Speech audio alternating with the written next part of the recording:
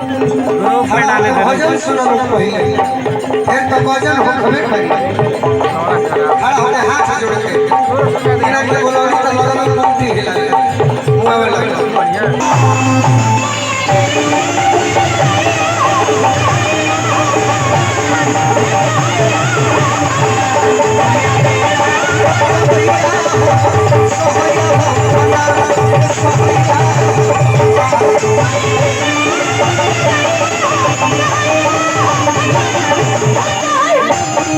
ऐसे भजन समाप्त करी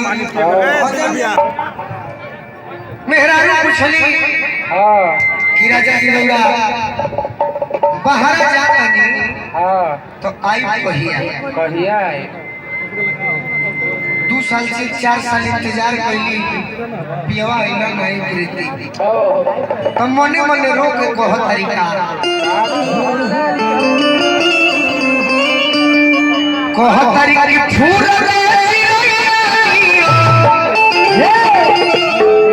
फूल अरे उड़ उड़ सैया हो एक खुशी दीपक चाचा बैठ के आते कहतारी कि फूल अरे उड़ उड़ सैया हो अकमैया में सलैया धर धर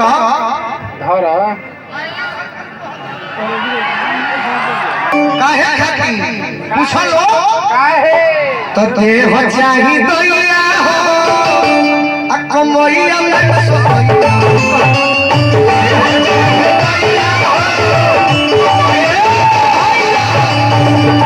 अरे इन हाथों में केवल हथियार छोड़े चलाना थोड़ी भूल गए भाव मारो मेहरारू बनो अभी तू एल बनो टेरेसा के भाव में बनो